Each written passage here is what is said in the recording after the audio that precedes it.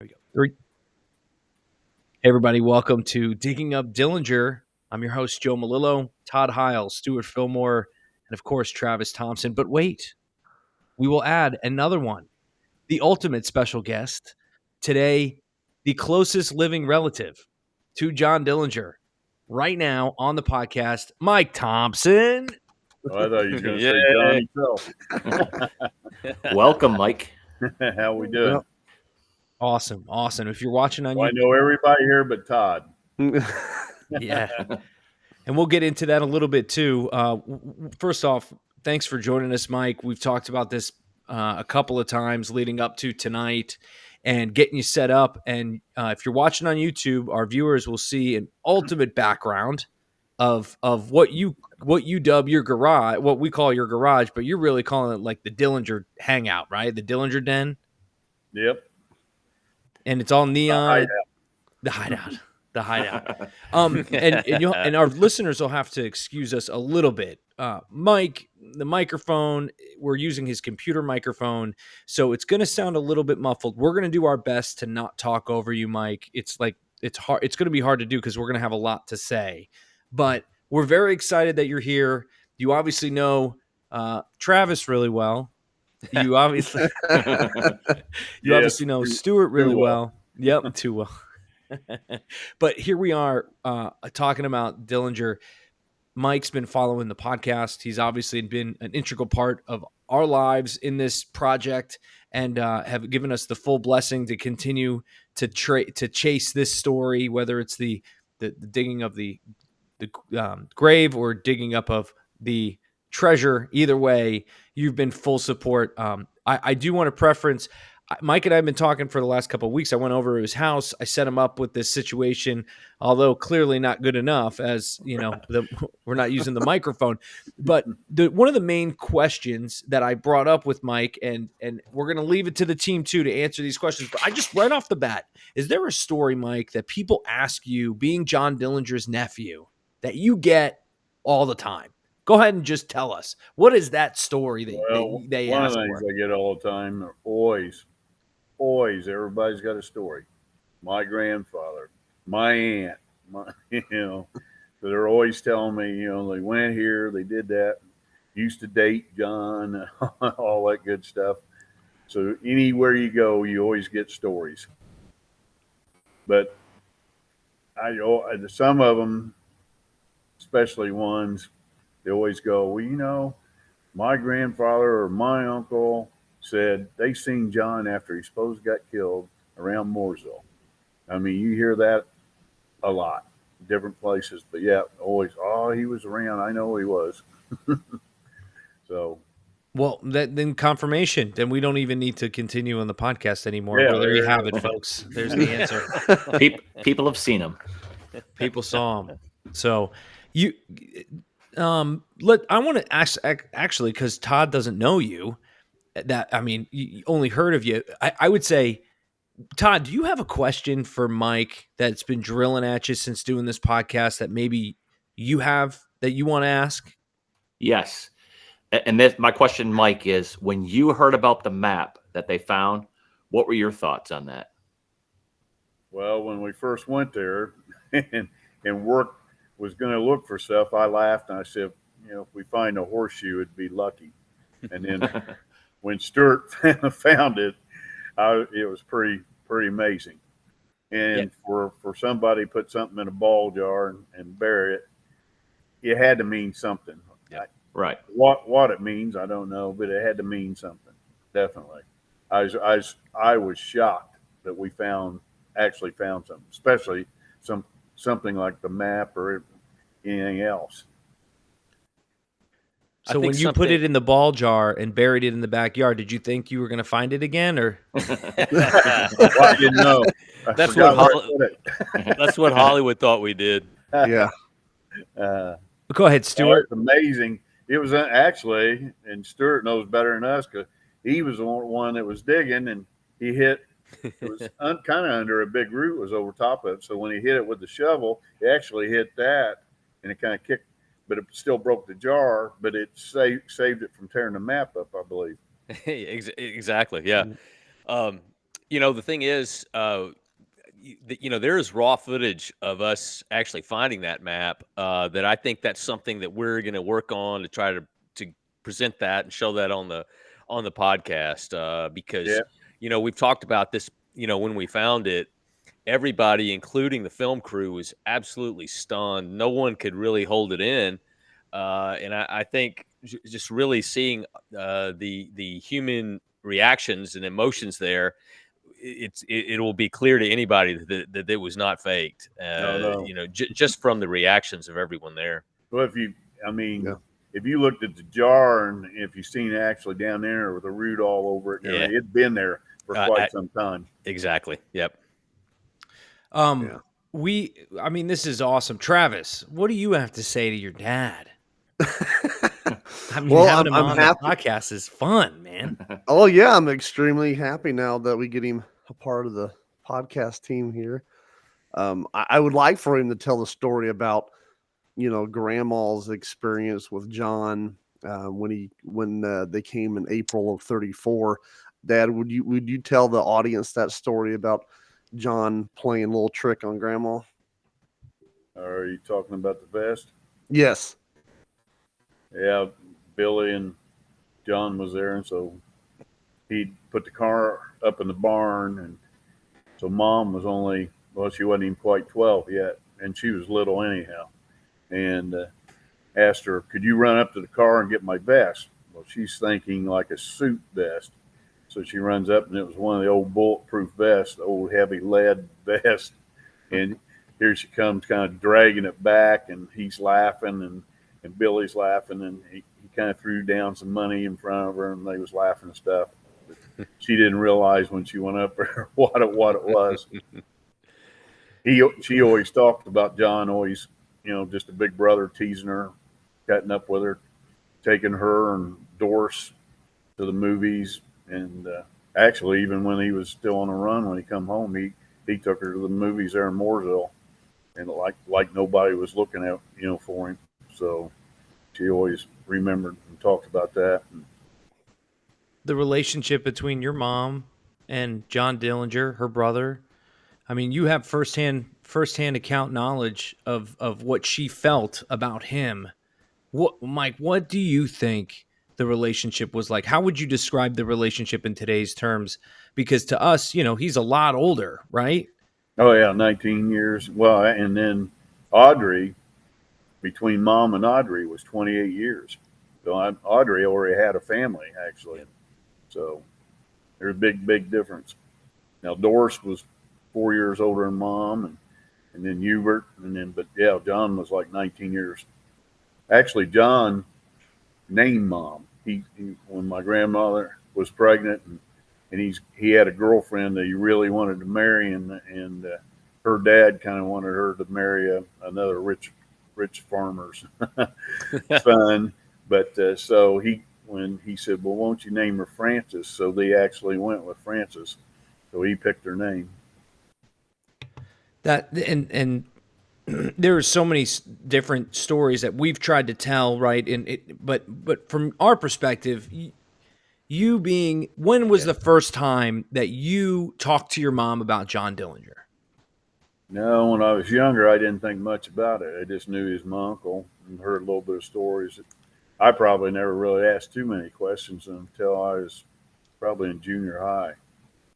I actually had a teacher in junior high start talking about John, and he started throwing some stuff out. And I sat there for a little bit, and I looked at him, and I go, you don't know what you're talking about. And he looked at me, he goes, what makes you know so much? And I said, well, that's my uncle. I said, my mom's a baby sister. And I said, that ain't what you're saying is not right. And then actually the principal knew who Mom was. And so we went down there. He kind of come back with his head hanging. And so I ended up having to do a report. Did you get an A on that report? Yeah, I did. And in later years, Travis got to do one, and they wouldn't let anybody else do one. It's kind of hard to beat that report. Yeah. Mom research. Let him have some pictures that had never been seen, and so Stuart, you look like you want to ask him something. Well, I was going to say when we're talking about the the weekend that when John was there, FBI had had the place under constant surveillance. John had snuck in through the woods, kind of north of the farm, east of the farm, and and he gets Francis to go get the vest, and and that's a very charming story. But that's the weekend that we think that the map was buried. Yeah. We can't confirm that, but there's some pretty strong circumstantial evidence that it was that weekend when it happened.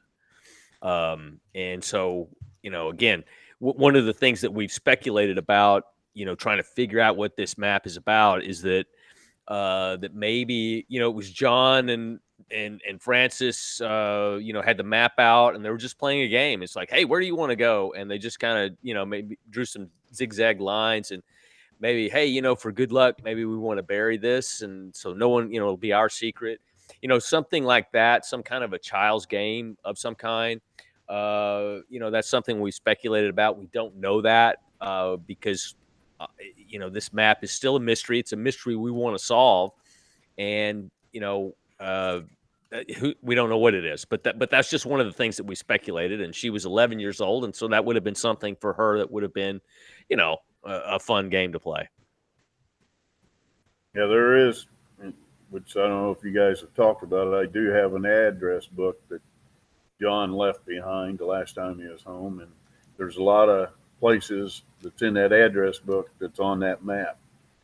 Yeah, we've toyed around with presenting it to our listeners and viewers with the understanding of we're probably not going to reveal the whole thing, in the hopes that maybe another TV production company wants to at least use some of it to themselves. But we do want to, as a group, look at it fully so that we're able to kind of like juxtapose to the addresses to the map and see if we could figure something out before we present it to everybody. I think it's so funny. I was just thinking, like, we obviously, Travis has been living through this, but everything we've talked about and everything our viewers and listeners know, literally Mike has lived through it, right? Yeah. Like we've been telling you guys all this stuff, but like, Mike, you've lived in it. Like, your life is this podcast about digging him up. I mean, what do you have to say about us doing this? And then really what I want to know is, do you think he's buried in the grave? Well, I used to think it probably 90%, pretty much 92% that it was definitely him in the grave. But when we got all those FBI files and got to looking through those and seeing different things, and one thing that got me, they were still looking for him in 1962. What are you looking for? A dead guy. And some of the other stuff. And then Stewart's about the years and the eye collar. I mean, there's just a lot of different things. So it gives you doubt. I just love to know one way or another. Yep. But it's either him or it's not. Yep. And I since Crown Point, or they was all forced to dig him up, then the cemetery changed their mind once supposedly the FBI showed up there, and then they didn't want us to dig him up. And I got to thinking, they definitely was a guy buried. So when my grandfather went there and put the concrete, did they go ahead and take him up, put him somewhere else? There's one empty plot still in that family plot. Did they move him? So did they decide they didn't want us to dig it up and find out there's nobody there? And so that doesn't mean he didn't get killed. Maybe they just moved him. They don't want anybody to know he's moved. Right. Yeah. Yeah, there's definitely some funkiness. And Mike, I have a similar journey. Obviously, I didn't grow up that being a relative of Dillinger and such a close relative of Dillinger, but I always thought too that that the FBI got their man, and that was it. I mean, it was that's just what you grew up with, and then when I started looking into it, based on when Hollywood said, well, we're not really interested in this map. We think you guys faked it. We want to follow the imposter theory. I thought just, hey, well, we can solve this real quick and, just exhume the body and get back to trying to figure out what this map is. But then I started kind of looking into it. I'd heard the imposter theory. I was aware of it. I knew that it had been around a while, but I had never, considered it credible. And then when I really started looking into it, I came out with just, man, there's some real unanswered questions here. Oh yeah. That are not, conspiracy theory stuff. That they're honest to goodness, just unanswered, really questions that need answering. And I've said this before, that if I had been the FBI case agent in charge of this case, I would not be satisfied with the identity of this body as it stands right now with what we have. I would absolutely seek every means possible to make a positive identification. And I think too that it is a reasonable consideration about, did they move the body? Because one thing, Mike, that your grandfather definitely was concerned about was that, some carnival people were going to steal the body and put John on display. Oh yeah. He had a genuine fear of that. And I think that is, different times then, that is something that absolutely someone would have done. I don't think they wouldn't have hesitated to do that. How long could they have gotten away with something like that? Well, I mean, those were the days when you went to the local fair or carnival, and they had the bearded fat lady on display. True. So things like that, oddities like that, were in the age before the internet and even television. Of course, yeah. That would have been high entertainment. So it was an absolutely a consideration that I'm sure scared your grandfather to Grave death. robber. Yeah, they definitely did it back then, because Mom, when she traveled with her dad on the Crime Doesn't Pay tour, there was a petrified Indian that was on there. I think she called him Big John. Yeah. And was on that. So she always talked about that. Yeah. And, and another thing, the assassin of Abraham Lincoln, John Wilkes Booth, there's a body that was put on display and, shown at carnivals and stuff for years and years that was supposedly the body of John Wilkes Booth. I don't think it was, but so that type thing has happened. And in fact, I know, maybe going back a little before Dillinger's time, if a posse in the Old West, were chasing a bank robber or, some kind of desperado, and that when they caught the guy, usually, justice was administered right there. And then not only that, they would prop the dead corpse of the bad guy up and all pose with it. So it's just different times then. And so, it was a real consideration that maybe someone might, rob John Dillinger's grave and maybe try to make a nickel off of it. So I think John Wilson Dillinger had a valid fear about that. And so I think it's a totally plausible thing that, and we do know that after Dillinger was buried, that his father did get permission. He did all the things he needed to do, and did exhume that body. And then that's just when supposedly they poured the concrete over the grave and made it impossible for someone to dig up. Did something else happen in that? When they did that, did they move the body? I think that's a valid consideration. I really, truly do. That's what since the cemetery is so forward at first, and then he changed. I don't know if they found out something or exactly what happened, and then maybe my grandfather, because there's some of my great uncle my great uncles got family plots in there too. So did they move him and put him with some other family, and then and go ahead and put the concrete and let everybody believe he was there? So now he's more safe because he's not there. Yep. Could they have moved him, Mike, off property, off Crown Hill? They could have. I really don't think they would have done that, but they could have. Yeah. I mean, my grandfather had brothers that they got family plots there, and I just got to thinking maybe they moved him and put him in one of the other family plots. Hey, let me just back up a second. You had mentioned something about the Crime Doesn't Pay tour. Yes. That's the first I'm hearing of that. Oh, after John got killed, or supposedly got killed. Nice. My grandfather and Hubert went on that tour some, not all the time, but he went on it. Mom went on it. And actually, Mom got to meet Bonnie's mom. Bonnie and Clyde. Bonnie's mom was on that. Actually, she would watch Mom while my grandfather was giving the talk and stuff. Got to know her real well. And Bonnie's mom gave Mom about 4 or 5 links off the watch chain that was on Bonnie when she's killed. I still have those in a little envelope. Mom put them in. So Mom really thought a lot of Bonnie's mom. And they traveled by train, didn't they? Oh yeah, all over. Yeah, Sure. different places. So you have Bonnie's chain link bracelet that she got killed Well, in. not bracelet, the watch chain. The watch chain. The pocket watch. About 4 or 5 links of that watch chain that was on her when she was killed. That's insane. That's incredible. And then you obviously have the cufflinks that John was killed in. Allegedly. Yeah, Allegedly. Mom had the shirt that John or whoever was killed in, and in the mid '60s, she was pulled the trunk out and she was going through some stuff in the attic, and she took it out and burned it out back. And she said, I asked her later when she told me that, I said, well, why did you do that? And she said it was just bad memories. I think we can all Yeah, I understand do that. have the cufflinks.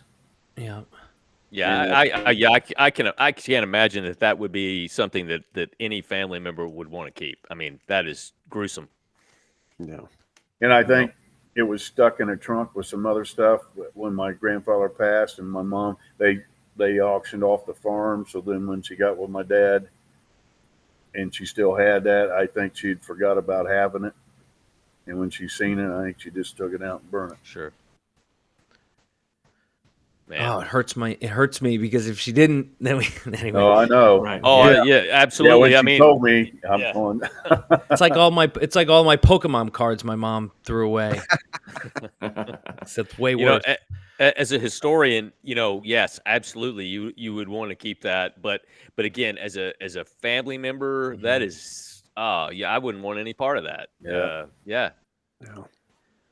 I'm just like, do you feel like John Dillinger ever? Is there ever like a moment you're like, man, this kind of feels like I want to rob something? Or I always said if I was around back then, I probably went with him. Yeah. did you look up to him? Like when you started to learn about him? I mean, Really, I never thought much about it. Even, in high school and junior high, the one teacher brought it up.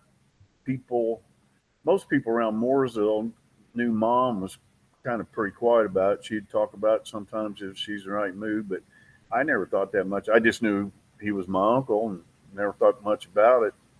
Actually, on out of high school, I got to thinking about it a little bit more and seeing different movies and Mom would get to talking a little bit more and looking at some pictures and stuff. Actually, I got the last time he was home because Mom was getting ready to turn 12, and he gave her 12 silver dollars, and she kept most of them. I have maybe 7 of them, and 2 of them she had put in this little heart thing and wrapped them and put a note on it. And one's her birthday, and one's my grandfather's birthday. It just happened to be the silver dollars he'd give her. So, and that had to be stolen. well, who knows? I mean, he didn't go to the bank and pick it up out of his account. Oh, That's interesting. And we love that you have all this stuff too. I mean, I think our listeners, that to me is very interesting. I mean, I've been over your house. You let me hold the Derringer gun that John was killed in, or allegedly. We're going to stop saying allegedly. We all get it. It's all, just John was killed in. that little Derringer, Yeah. he didn't have on him when he was killed. Oh, okay. But it was his. He was home.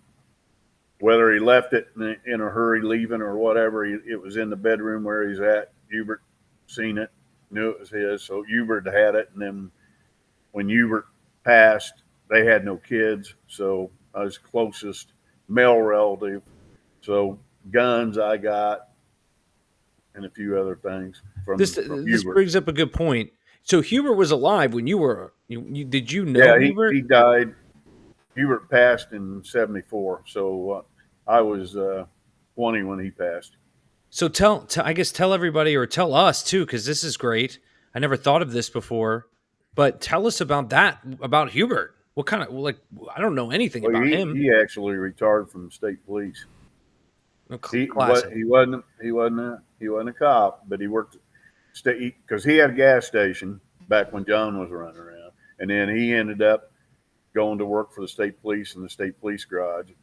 And actually, his second wife, worked there, and then she went on and was a secretary to a judge in Indianapolis. But so Hubert retired.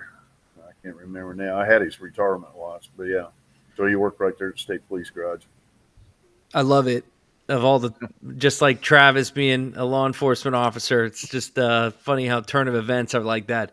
Would you say, I mean, what kind of person was he? How many conversations do you think you'd had with Hubert over your lifetime? Oh, well, the bad thing is when I was younger, I really didn't talk about John because it didn't really mean nothing to me other than he was my dead uncle. And then Hubert, when he was younger, looked quite a bit like John. He got, well, I'm sure he got stopped for other reasons, but he looked enough like him to get stopped.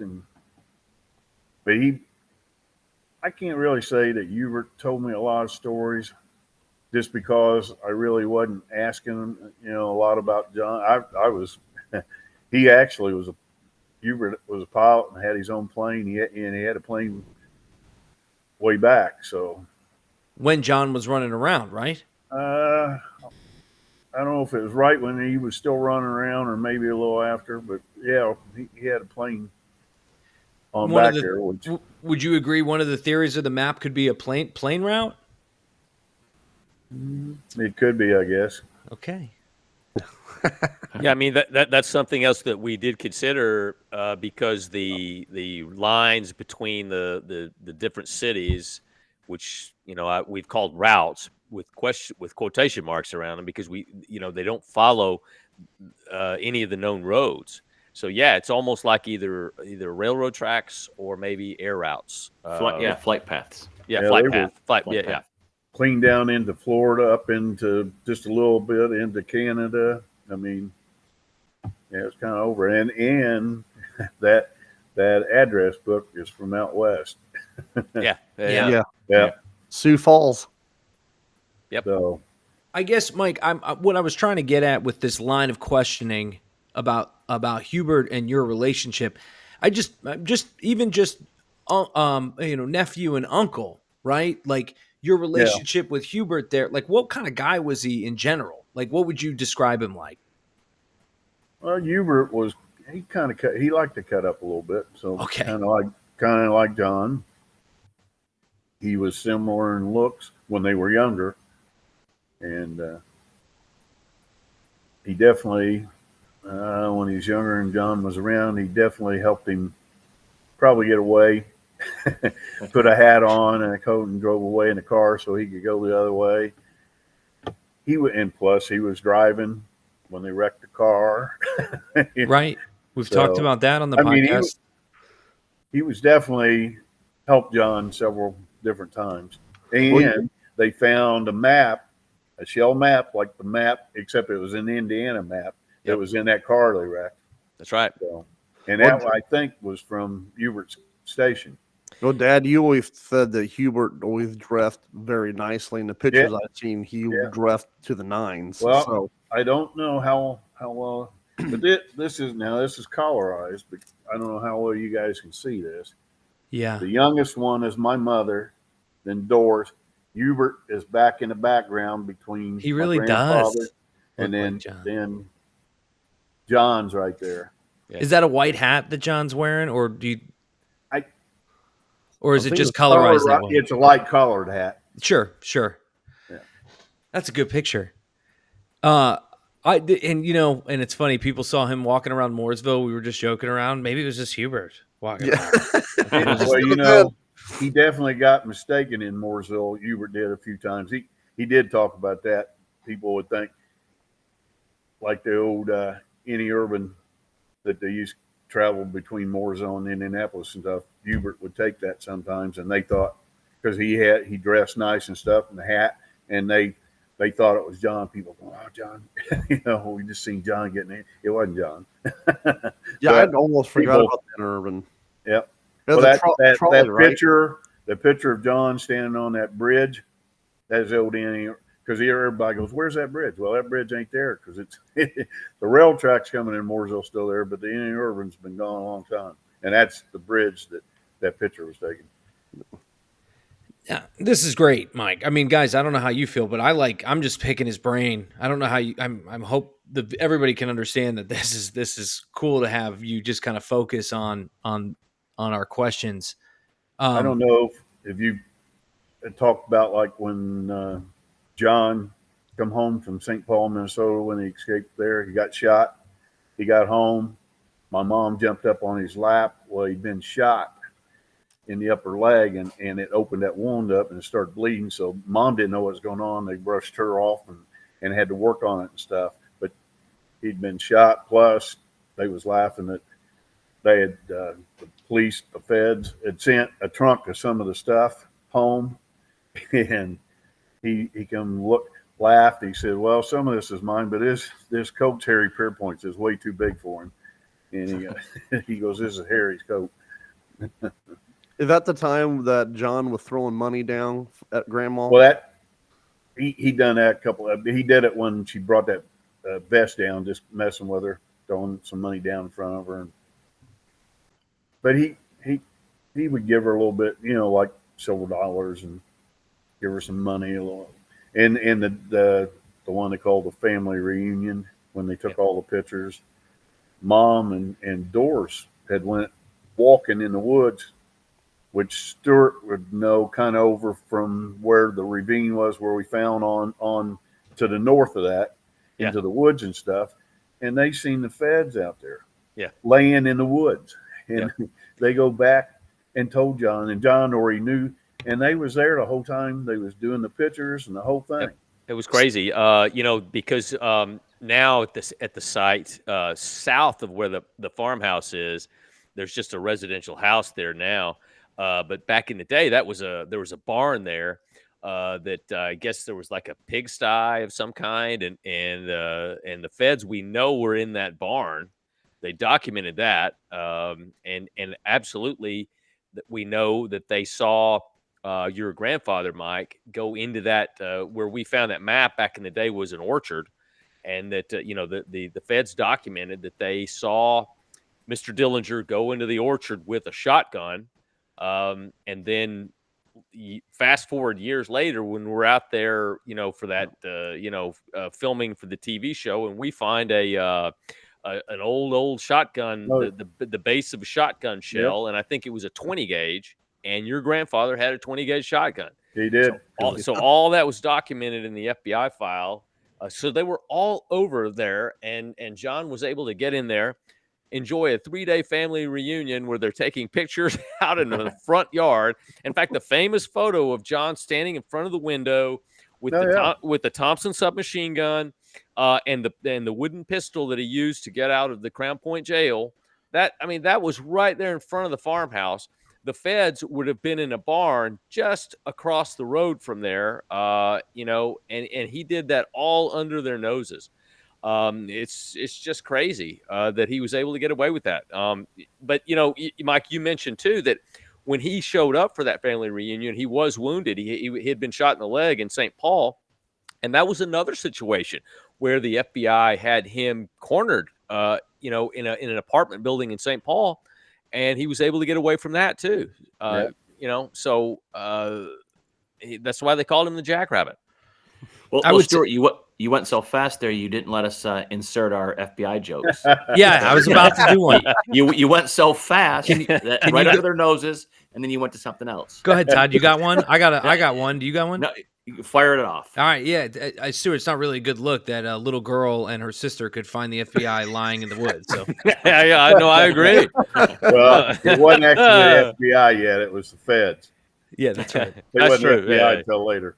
yeah, that's right. That's right. Yeah, don't do anything to save grace for Stuart on this podcast. It was the same. It was the same organization. It just had a different name. It wasn't actually called the FBI at that time. It was Not yet. Yeah, It was I think John kind of helped form Bureau of form 'em. Investigations, BOI. it was either the Bureau of Investigation or the Division of Investigation, because it's been known as all three. And I forget if the Division of Investigation or Bureau of Investigation came first, but it became FBI in 1935. Who cares? It's not the Secret So, Service. Travis, Yeah. had you talked like I've got the kitchen table from the farm. Yeah. Sitting No, in we here, haven't talked and then about that. I have his well, back then I guess it was called a war stands with the wishbone on the back, and that would actually it ended up being Mom's. And ended up I had it when I was young, and I still have it. Carol my sister took a desk, and I took that, which was mine growing up. But yeah, that kitchen table. Tell us about the kitchen table. I'm not following. It's the kitchen table from the farm. Actually, I'm not for sure if it was the one that they actually ate. It's got leaves, and it's a well, back then they was kind of smaller, but it's definitely was in the kitchen. I don't know if it's actually the one that they sat and ate at, or if it was like over against the wall and some stuff was on it. But it was one that was there when John was there. And then I had the family piano that John's pretty much baby picture was taken on. There's a picture of him on that piano. And Travis, when he was young, he used to always be over looking at stuff. And I said, well, John used to hide money down in there and stuff. And I come walking out one morning, he's up there looking, got the lid up and down and looking at it. I just grinned, went on into the kitchen. Was that just last week that he did that? Yeah. Now, if you could turn the clock back to 74, what would you say to Hubert? What would you ask him? Oh, I'd ask him a lot of questions. Oh, and I yeah. would ask him one thing. When you went with Grandpa, was that John? Because Yeah. it was John, my grandfather. It was Hubert and the owner of the Mooresville Times. And actually, Mooresville, the owner of the Times, come out and is the one that notified my grandfather that John got killed, and he went with him to Chicago. What a I don't know scoop. if this means anything, but it's saying your call ends in 14 minutes. Oh, don't worry about that. Don't you worry about it there, Mikey. He's got it. All right. But You just keep talking, dude. I'll handle the business. You just keep talking. I would definitely be asking, and I would have then if I would have only really been into it as much back then. I would have been asking him about the trip up to Chicago and all that. Yep. Because mom, if my sister and we was there, and maybe sometimes if Doris would come over, my aunt, and they right mood to get talking about it a little bit, because Doris was kind of like Mom. She didn't really talk about it much. They got followed to school, walking to school and following home, not trying to think they was going to catch John, but they was afraid somebody was going to kidnap them to get John to turn himself in. So they followed him to school and back. And this mom always talked how good the school was to her. It was pretty protective of people come there asking questions and stuff. So the town, I mean, kind of was pretty nice to the family, really. The what was? The town people in Mooresville was really good to the family. They liked my grandfather. He was deacon in church and a farmer. And sure, yeah. Dad, if amongst we them. talk about questions to ask Hubert would be one, why was Hubert writing Germany about getting how to get citizenship in Germany, and who was that for?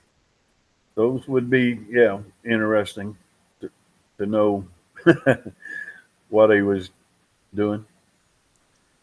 Yeah, but we're here, and we only got each other at this That's point. We are running out of time, as Mike so acutely noticed. Well, I just happened to notice that. Yeah, no, I'm. Hey, man, that's You good. know, I'm a former union worker, and I watch that. That's it. Fellas, do you keep going here for the next couple minutes here? Is there anything that you guys think we're missing right now for the first first podcast interview with Mike? I mean, there's so much, but like, what's the most important in your minds? Oh, Where's the loot, Mike? Just tell us, dude. I didn't got want the to say it ball out drawer loud. out back. one thing I can say about Mike, he runs a mean backhoe. Because we have done our own amount of digging to try to follow up on some of the stuff we started with the TV project. And Mike was very capable, and man, did a hell of a job. Great. So we have our backhoe operator, which just Yeah. happens to be the nephew. I'll meet you guys at 2 a.m. at the plot, and we'll just roll up through the fence and dig them up. We'll just go ahead and take it on ourselves. Mike, Yeah. I guess from a let's talk a little bit more recent really quickly. I mean, I think people often think you're doing this for money, that you and Travis found these FBI files and you guys went to court, and everything that happened in 2019 with History Channel and stuff was for money. I'm asking you this. I know you as a friend, a personal friend. I know that's not who you are, but what do you have to say about accusations such as that? I just want to know myself, even if there's nobody else, just me, get to find out one way or another. I just want to know. Don't do that And- to us. And yeah, and all those people think it's money. The only thing I've done is spent money. Exactly. So- Yeah. Yeah. That's true for all of us. I mean, Yep. There's been no payoff on this, and no one's seeking that. That was, for me, the original idea on this whole project was that we were going to try to find this buried or missing loot, and that that Mike and Travis would symbolically return this money, although there's no one to return it to now. But I love that idea. I mean, and I can just tell you folks out there that if you get involved in a TV project, you may think, hey, it's going to pay a lot of money.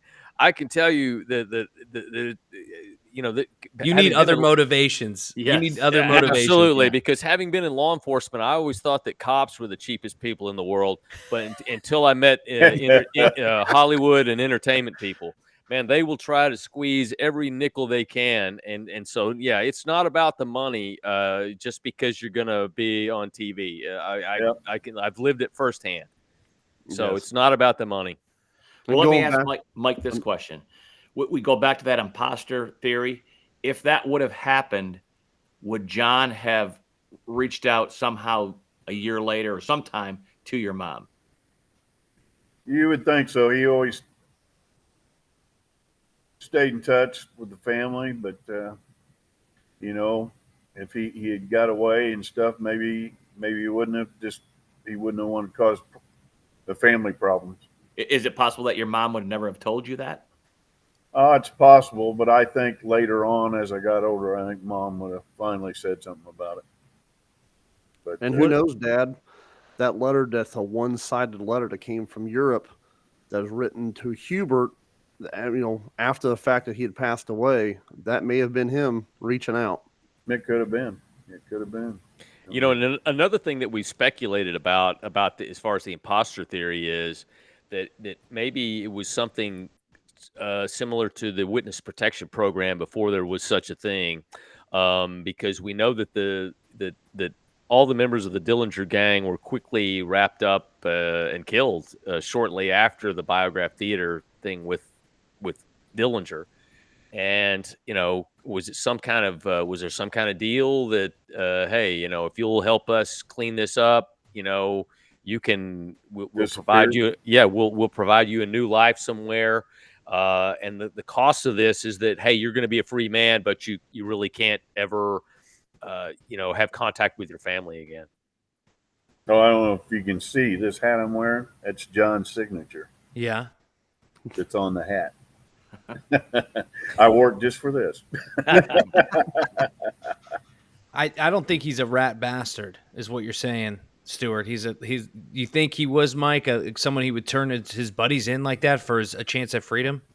Yeah, I wouldn't think so. Not just from some of the things. But. Yeah, exactly. And what I know, at least, I mean, Mike, obviously you have the family connection, but from what I know through, studying these files and all the people that have, that describe John and talked about their interactions with him, it doesn't fit that he would do that, especially considering that, when he got out of prison, he didn't have to do this. He's out of prison, and the first thing he does is he starts working to try to break his friends out. Yeah, he could have smuggled into the sewing room. Yeah, yeah. So it doesn't fit from that standpoint. Again, that's just something we speculated about how maybe this imposter theory, came about. We are almost there, guys. And Mike, he's going to be back again for another episode. We want you to send us questions for Mike. I have an email. It's diggingupdillinger@gmail.com. It's pretty simple. You just email us, comment on our TikTok, find us on Instagram and Facebook, and we're happy to ask someone. Maybe next time, Mike, we're going to have some serious questions for you from the viewers and the listeners. You think you can handle that, or were we tough enough for you? Oh, I've answered a lot of questions over years. Well, next time we meet, I do want to know more about the letter that Travis just mentioned about from Germany, because that's the first time I'm hearing that. So I think that would be. There was a few of them. There's a few of them. It'd be interesting. What a cliffhanger! Yes. What a cliffhanger! One last thing, Mike. Do you think your son Travis at all looks like your uncle? Well, if you get rid of that hair, we both got a big crater here. But yeah, when he has on the chin, he's a little tall for him. But a little bit. Awesome. I mean, having you both on tonight. I mean, we had to. And our listeners, they're going to get us something special because yesterday we didn't come out with an episode. We waited till today so that we could all be on the podcast together. We planned it that way. So we are more than happy to have you back. And Mike, honestly, man, from just my heart, I'm just a huge fan of you. You're one of the most kind people I've ever met. You let me into your home right away with an idea about a true crime podcast, and I wanted to interview you and your son, and you sat me down. We had a couple drinks, and next thing you know, we're sitting around a table a couple years later with Stuart and our team talking about that and that's the infamous indie podcast that you can go and listen to. But dude, man, just seriously, thank you. Yeah. Me too. Yeah. Thank you, Mike.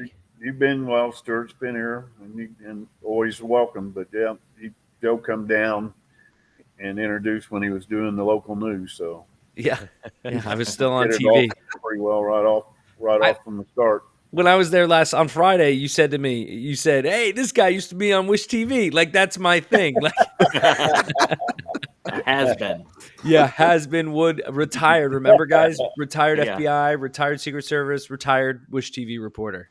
You guys, I thanks for listening, everybody, and thanks for participating. And we'll keep if we got stuff for you, we're gonna bring it to you. But otherwise, we're here to tell a story and answer questions. But we also know how important everybody's time is, so we want to make sure that you all understand that we're gonna bring you real stuff, real stuff that makes a difference in how we think about this case, and maybe it'll jar something. diggingupdillinger@gmail.com. Until next time, folks. Thanks for listening. Keep digging. Keep digging. Keep digging.